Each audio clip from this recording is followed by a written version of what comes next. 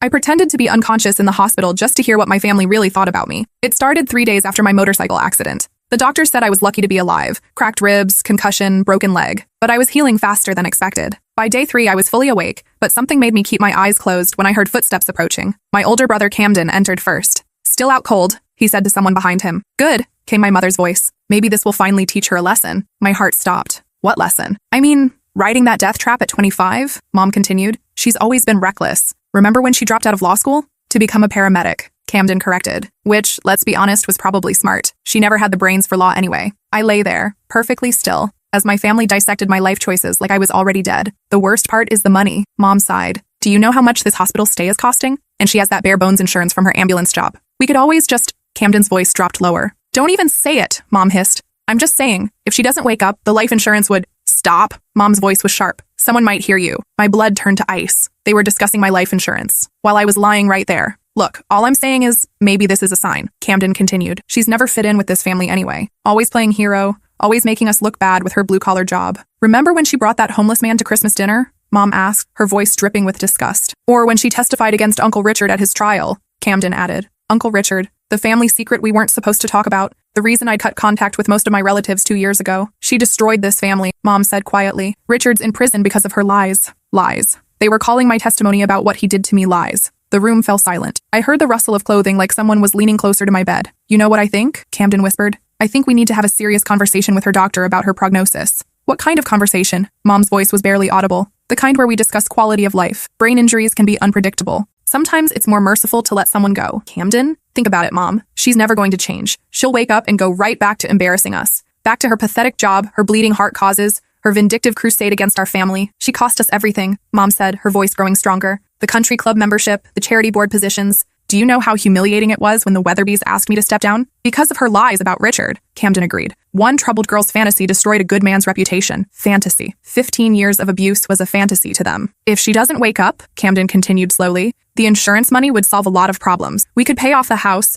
maybe take that European trip you've been wanting." "How much is the policy worth?" Mom asked. $200,000. Plus there might be a settlement from the motorcycle company. Faulty brakes, remember? My stomach churned. The brakes weren't faulty. I'd hit black ice. "We'd have to be careful," Mom said. "Make sure everything looks natural." Of course. Grief-stricken family making the difficult decision to let their daughter go peacefully. "When should we talk to the doctor?" "Soon, before she shows more signs of improvement." I heard footsteps moving closer to my bed again. "Look at her," Camden said, his voice cold. 25 years old, and this is what she has to show for it. No husband, no real career, no money. She's a disappointment. I had such hopes for her," Mom sighed. "Law school, a proper marriage, grandchildren. Instead, she chose to throw it all away. For what? To save strangers who probably don't even appreciate it? She always was selfish." Mom agreed. "Even as a child, always causing drama, always seeking attention." Attention. That's what they called my cries for help when Uncle Richard was hurting me. "The funeral would actually help our image," Camden mused. "Tragic young woman, taken too soon. People love a martyred hero story. We could set up a scholarship," Mom added, warming to the idea. "Show how much we supported her career choice. Perfect.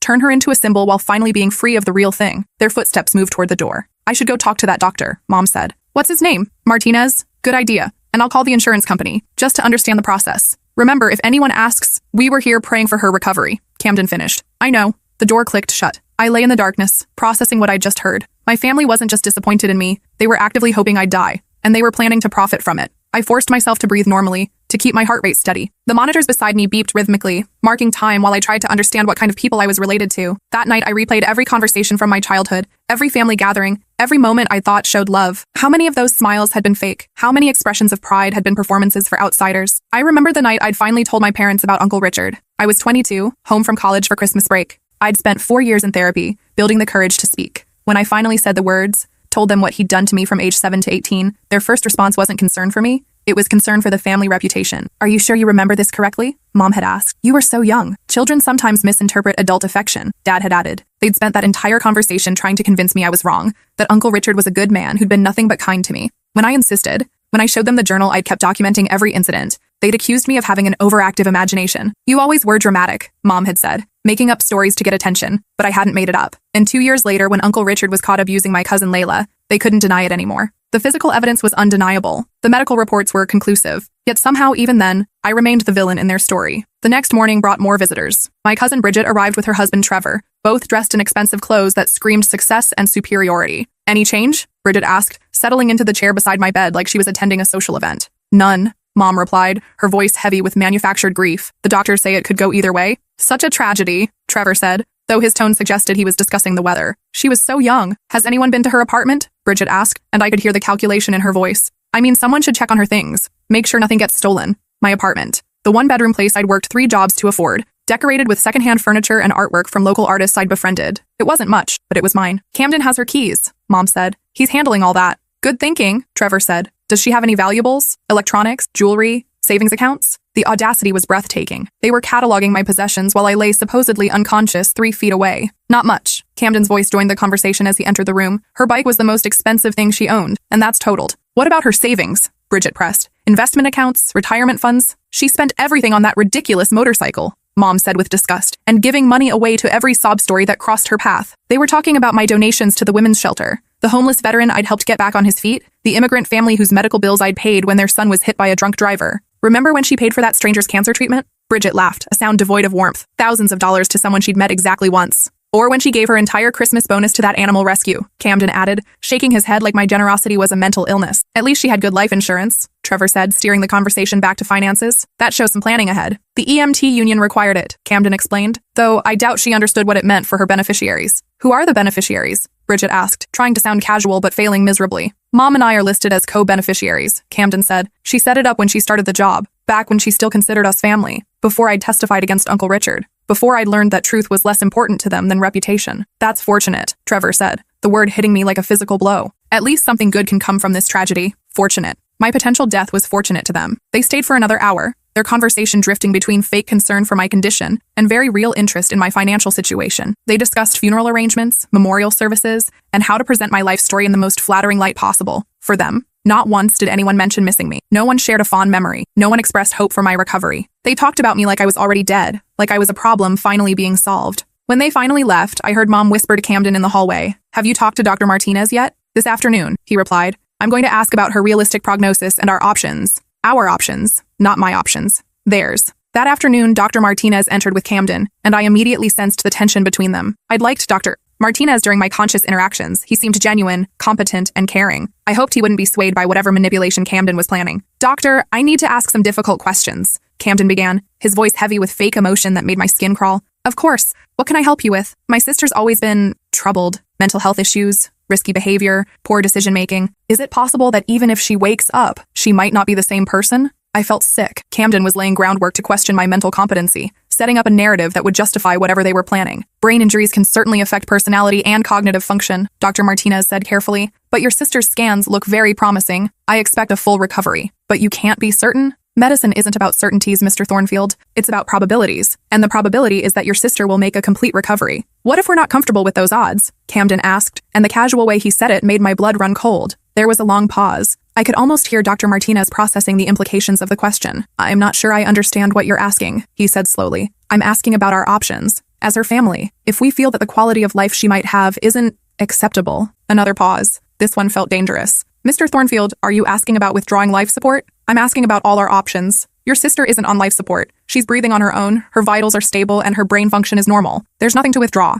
But if her condition deteriorated, there's no indication that it will. In fact, I expect her to regain consciousness within the next day or 2. I could feel Camden's frustration radiating across the room like heat. "Doctor, you don't understand. My sister has a history of making poor choices, reckless behavior. She caused significant trauma to our family with false accusations against a relative. If she wakes up, she might continue down that destructive path. False accusations. 15 years of documented abuse were false accusations. Mr. Thornfield, my job is to treat medical conditions, not to make judgments about patients' life choices. Your sister is recovering well from her injuries. That's all that matters to me. Even if she's a danger to herself and others? Has she been declared mentally incompetent by a court? No, but then she has the same rights as any adult patient. I'm going to check on her now. I'll ask you to step outside." Camden's footsteps retreated reluctantly, and I could hear his anger in the heavy way his shoes hit the floor. Dr. Martinez approached my bed, and I felt safer with him there. "Your vitals are excellent," he said, making notes on his chart. "Heart rate, blood pressure, brain activity. Everything looks normal for someone in your condition." He leaned closer and lowered his voice to barely above a whisper. "I know you can hear me. Your brother's questions were inappropriate,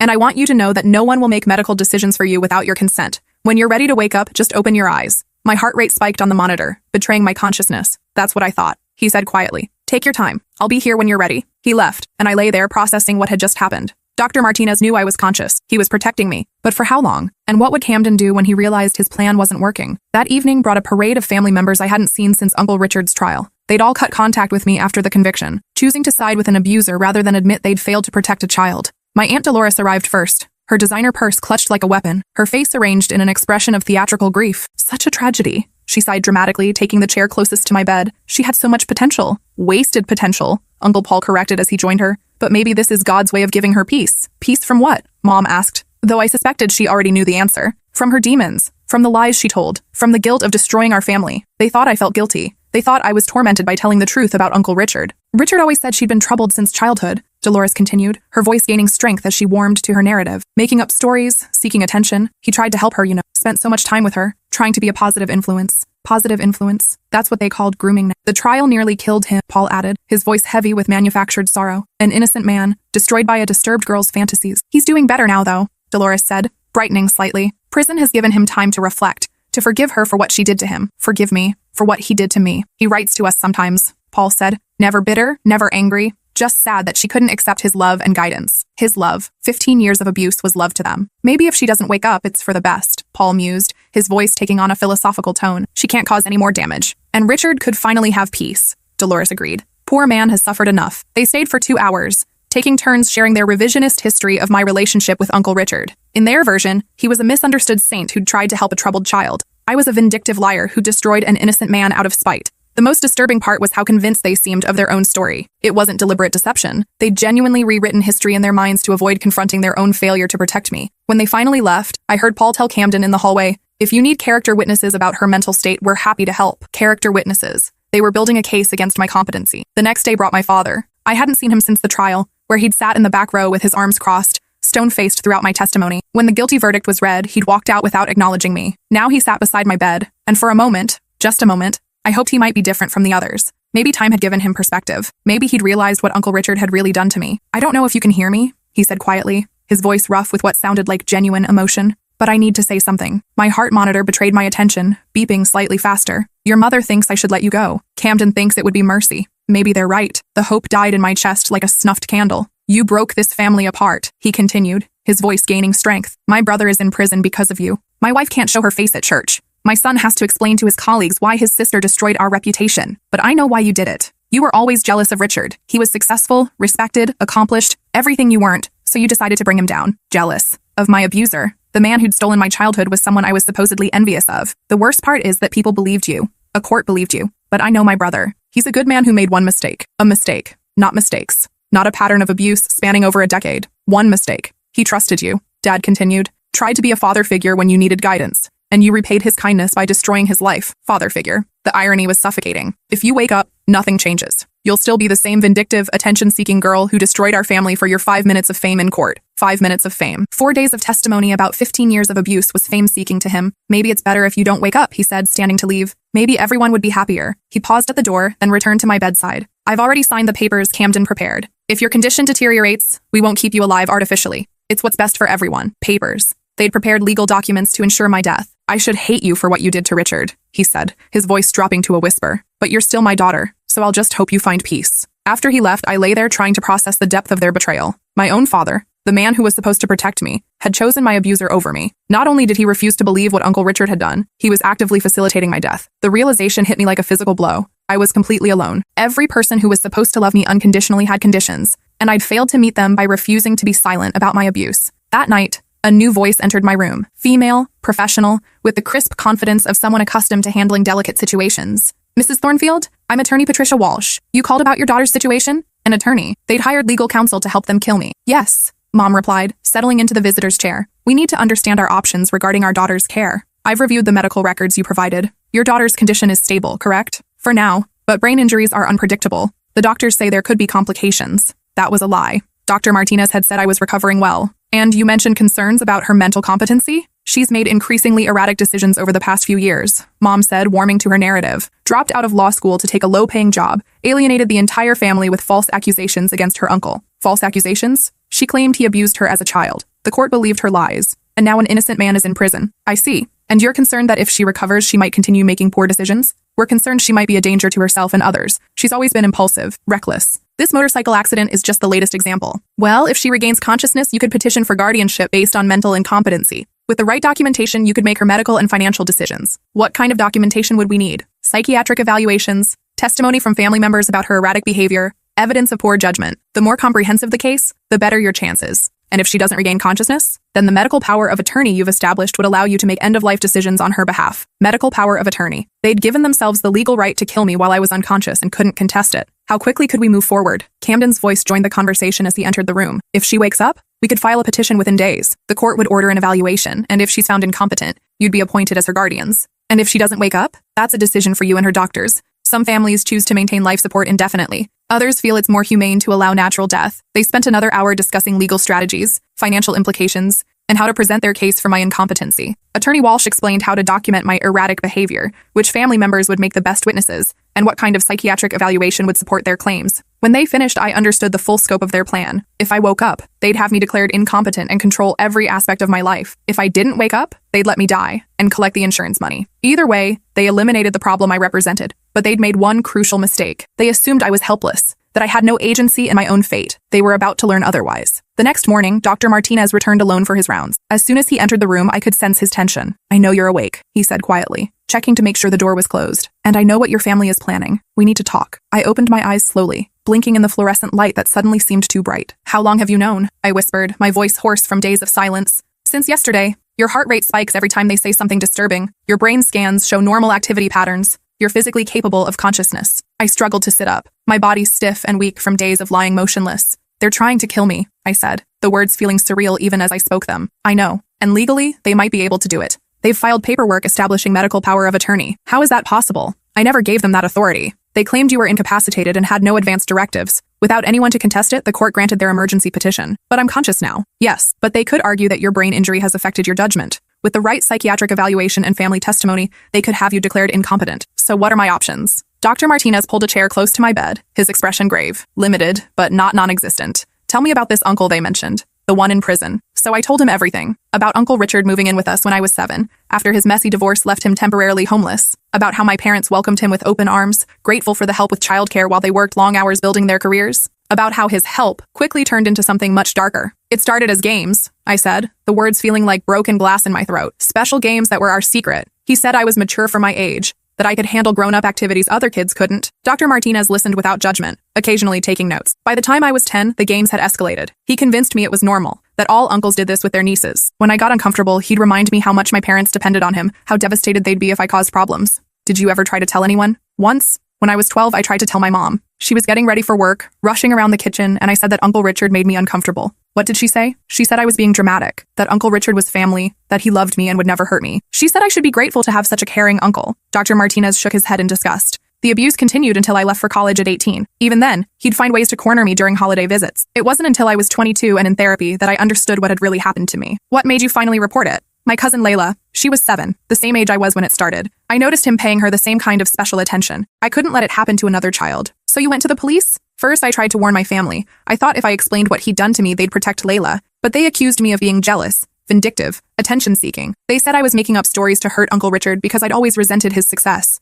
That must have been devastating." "It was, but I couldn't let Layla suffer what I'd suffered. So I went to the police alone." "And they believed you?" "Eventually. The detective was experienced with sexual abuse cases. She knew what to look for, what questions to ask. When they examined Layla, they found evidence that confirmed my worst fears. He was already abusing her. Yes, for months. And there were others. Girls from his neighborhood, his ex-wife's daughter from her first marriage. The investigation uncovered a pattern going back 20 years. Dr. Martinez was quiet for a long moment, processing the information. "Your family still doesn't believe you?" "They believe what's convenient. Admitting he's guilty would mean admitting they failed to protect me. It's easier to believe I'm lying." "What do you want to do now?" "I want to disappear. I want them to think I died." "That's complicated and illegal. More illegal than conspiracy to commit murder?" "Point taken. But faking a death involves falsifying medical records, insurance fraud, potential federal charges. What if we don't fake it? What if we just let them make their choice?" Dr. Martinez raised an eyebrow. "I don't follow. They want to withdraw life support, right? What if we give them the opportunity? What if I have a medical emergency that requires life support, and then they make the decision to let me die? You're not on life support, but I could be, temporarily. A complication that requires intubation. Then, when they choose to let me die, we document everything. That's incredibly risky.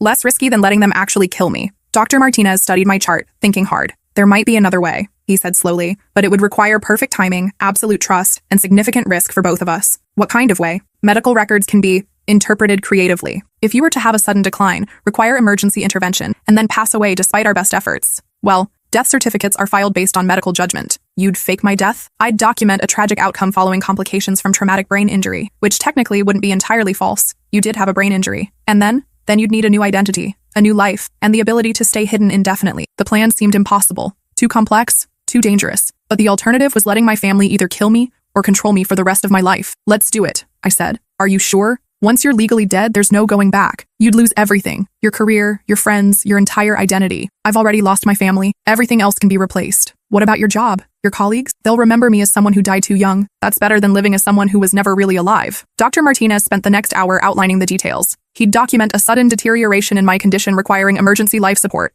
My family would be called in to make the decision about continuing care. When they chose to let me die, he'd document my passing and arrange for my body to be transferred to a specific funeral home with connections to witness protection services. This will end my career if we're caught, he warned. The medical board would revoke my license. I could face criminal charges. Why are you willing to risk it? Because I've seen what families like yours do to survivors. Because I took an oath to do no harm, and letting them kill you would violate that oath. And because sometimes the system fails people who deserve better. What do you need from me? Complete trust. When the time comes, you'll need to stop breathing on your own. You'll need to let the machines show cardiac arrest while staying conscious enough to hear what they say. How long will I need to hold my breath? Not long, maybe 30 seconds. But it has to be convincing. What if something goes wrong? Then we improvise. But I'll be monitoring everything. I won't let anything happen to you. 2 days later, Dr. Martinez called my family with urgent news. I'd taken a sudden turn for the worse. Brain swelling had increased dramatically, requiring emergency intubation to protect my airway. They needed to come immediately. When they arrived, I was connected to a ventilator, heavily sedated according to my chart, but actually fully conscious. Dr. Martinez had coached me extensively on the procedure, how to stay perfectly still, how to let the machine breathe for me, how to remain unresponsive to stimulation. What happened? Mom asked, and I could hear the carefully controlled excitement in her voice. The brain swelling increased suddenly overnight, Dr. Martinez explained gravely. We had to intubate to protect her airway. She's in a medically induced coma now. What's the prognosis? Camden asked, trying to sound concerned but failing to hide his anticipation. Guarded. The increased pressure has affected vital brain structures. Even if we can reduce the swelling, there may be permanent damage. What kind of damage? Mom pressed. Cognitive impairment, personality changes, loss of motor function. She might never be the same person she was. I could practically hear their relief. What are our options? Camden asked. We can continue aggressive treatment and hope the swelling responds to medication. Or, Dr. Martinez paused dramatically. Or what? Mom prompted eagerly. Given her prognosis and the likelihood of severe impairment, some families choose to withdraw life support and allow natural death to occur. Is that what you'd recommend? Camden asked. I can't make that decision for you. I can only provide information about her likely outcomes and respect whatever choice you make as her family. They asked to speak privately. Through my closed eyelids, I could sense them huddling together near the window, whispering urgent consultations about my fate. Doctor, Mom said finally, returning to my bedside, we've made our decision, and that is, we want to withdraw life support. It's what she would want. She always said she wouldn't want to live if she couldn't be independent. I'd never said any such thing, but I wasn't surprised they'd invent a conversation that justified their choice. She wouldn't want to be a burden, Camden added. This is the merciful thing to do. Merciful. Murdering me was merciful. Are you certain? Dr. Martinez asked. This decision is irreversible. We're certain, Camden said firmly. When can we proceed? I'll need to complete some paperwork, notify the ethics committee, and allow time for any family members who want to say goodbye. Tomorrow morning, we can begin the process. That night, Dr. Martinez came to check on me after the evening shift change. Are you ready for this? He whispered, checking to make sure no one was in the hallway. I squeezed his hand, the first voluntary movement I'd made in days. Tomorrow, when they withdraw the ventilator, you'll need to stop breathing on your own for about 30 seconds. I'll document cardiac arrest, then begin resuscitation efforts that will fail. From there, you'll be transferred to the morgue and then to our contact at the funeral home. What about my records here? They'll show that you died from complications following withdrawal of life support. Cause of death will be listed as natural. Brain death following traumatic injury. And if they want an autopsy, they won't. Your family has already indicated they want immediate cremation with minimal ceremony. Of course they did. The faster I disappeared, the sooner they could collect the insurance money and move on with their lives. One more thing, Dr. Martinez said. I've contacted someone who specializes in helping abuse survivors disappear. She'll be waiting at the funeral home to begin the process of creating your new identity. What's her name? Agent Patricia Wolf, FBI. She's been tracking your uncle's case and knows about your family's reaction to your testimony. The FBI was involved. This was bigger than just my family's greed. It was part of a larger investigation into how abuse survivors were silenced by their family. The next morning, my entire extended family gathered for my death. Aunts, uncles, cousins, people who hadn't spoken to me in years, suddenly appeared to witness my final moments. They arranged themselves around my bed like mourners at a wake, their faces carefully composed in expressions of grief that didn't reach their eyes. Dr. Martinez explained the procedure with professional gravity. When life support was withdrawn, my body would either resume natural breathing or cardiovascular function would cease. There was no way to predict which would happen. Before we begin, Mom announced, we'd like to say our goodbyes. One by one, they approached my bed with their hollow words of farewell. We love you. Rest in peace. You'll finally have the peace you've been seeking. Uncle Paul leaned close and whispered, so only I could hear. Maybe now Richard can finally forgive you. Aunt Dolores squeezed my hand and said, we know you're sorry for what you did to our family. My father kissed my forehead and murmured, I hope you find whatever you were looking for. Camden was last. He gripped my hand and said loud enough for everyone to hear, we're sorry it had to end this way, but we know this is what you'd want. To be free from the pain you've been carrying. What I'd want. They were killing me for my own good. Are you ready to proceed? Dr. Martinez asked. We're ready, Mom said without hesitation. Dr. Martinez began the process of withdrawing life support. First, he discontinued the IV medications that were supposedly keeping me sedated. Then he removed the feeding tube. Finally, he began preparing to extubate me. Once I remove the breathing tube, we'll know quickly whether she can breathe on her own, he explained. And if she can't? Camden asked. Then we'll make her as comfortable as possible while nature takes its course. The breathing tube was removed. This was my moment. I forced myself to remain completely still, to not draw a single breath, despite every instinct screaming at me to inhale. She's not breathing on her own, Dr. Martinez announced, watching the monitors that were showing the predetermined patterns we'd arranged. Around me, I heard the subtle sounds of relief disguised as grief, quiet sighs, shuffling feet, whispered conversations about how peaceful I looked. Heart rate is dropping. Dr. Martinez playing his role perfectly. Is she in pain? Mom asked, though her voice held no real concern. No, she's completely unconscious. This is peaceful. How long will it take? Camden asked. Not long now. Her heart rate is becoming irregular. I lay there holding my breath while counting seconds in my head. 30 seconds felt like 30 years, but I forced myself to remain motionless. I'm losing cardiac rhythm, Dr. Martinez said. I'm going to call it. He went through the official procedure, noting the time of death, documenting the cause, and explaining next steps to my family. We'd like to arrange cremation as quickly as possible, Camden said immediately. She wouldn't want a big funeral. She was always private about these things. Private. They wanted me cremated quickly, so there'd be no chance of discovery. I understand, Dr. Martinez said. I'll have her body transferred to Morrison Funeral Home. They can handle all the arrangements discreetly. Morrison Funeral Home, the facility Dr. Martinez had arranged to facilitate my disappearance. For the next hour, I lay perfectly still while my family discussed funeral logistics around my corpse. They planned a small memorial service, chose the cheapest cremation package, and drafted a brief obituary that focused more on their grief than my life. The life insurance company will need a death certificate, Camden mentioned to Dr. Martinez. I'll have that filed within 24 hours, he replied professionally. When they finally left to begin making arrangements, Dr. Martinez waited another hour before approaching my bed. They're gone, he whispered. You can breathe now. I gasped, filling my lungs with air that tasted like freedom and terror in equal measure. How do you feel? Like a ghost, I said, my voice hoarse from the effort of staying silent. How does this work now? In about an hour, the funeral home will send a hearse. You'll be transferred in a body bag to their facility, where you'll meet Agent Wolf and begin the process of becoming someone new. What about you? Won't they investigate when they realize the death certificate was falsified? The beauty of this plan is that technically, I never falsified anything. You did stop breathing, your heart did stop, and you were pronounced dead based on the observable evidence. If questions arise later, I'll say there was a communication error about the timing of your recovery. That seems like a thin defense. It's better than the alternative, and Agent Wolf assures me that your family's actions are already under federal investigation. Once that becomes public, any questions about your death will be overshadowed by the criminal charges they'll be facing. They're really going to be arrested? Insurance fraud, conspiracy to commit murder, abuse of medical power of attorney. The FBI has been building a case since they filed that insurance claim before you were even declared dead. An hour later, I was wheeled out of the hospital in a body bag, loaded into a hearse,